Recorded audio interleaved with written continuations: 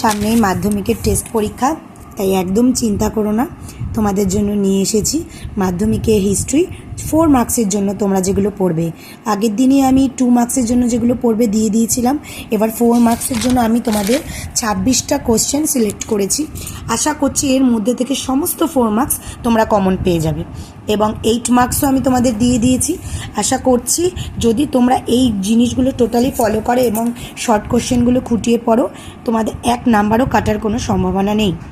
তো দেখো কী কী দেওয়া হয়েছে।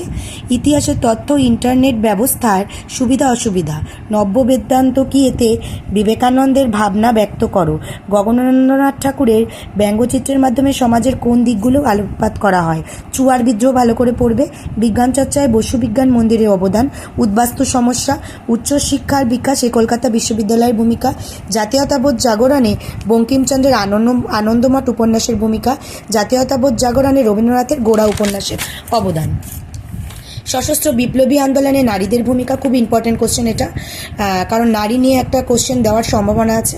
ইতিহাসের উপাদান হিসেবে সরকারি নথিবদ্ধের সীমাবদ্ধতা, মহারানীর ঘোষণাপত্র, সন্ন্যাসী ফকির বিদ্রোহের কারণ, ছাপা বইয়ে শিক্ষা বিস্তারের ভূমিকা, এটা খুব ইম্পর্টেন্ট। দলিত আন্দোলনে গান্ধীজি ও আম্বেদকর বিতর্ক, 1857 বিদ্রোহকে জাতীয় বিদ্রোহ বা সিপাহী বিদ্রোহ বলা হয় কেন, ইলবার্ট বিল কি, এর প্রতিক্রিয়া কি।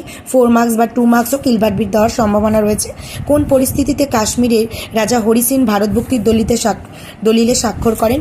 নেক্সট কোশ্চেন, জুনাগড় ও হায়দ্রাবাদ কিভাবে ভারতভুক্ত হয়, কাকে কেন ভারতের বিসমার্ক বলা হয়, দর কমিশন কেন গঠিত হয়, নতুন সামাজিক ইতিহাস চর্চা কেন গুরুত্বপূর্ণ, বাংলার সমাজচিত্রে হুতুম প্যাঁচার নকশা গ্রন্থে কিভাবে প্রতিফলিত হয়েছে, কী উদ্দেশ্যে ঔপনিবেশিক সরকার অরণ্য আইন প্রণয়ন করেন, আর কারিগরি শিক্ষার বিকাশে বেঙ্গল টেকনিক্যাল ইনস্টিটিউটের ভূমিকা, বঙ্গভঙ্গ বিরোধী আন্দোলনে কৃষক ও নারী সমাজ কেন যোগদান করেনি।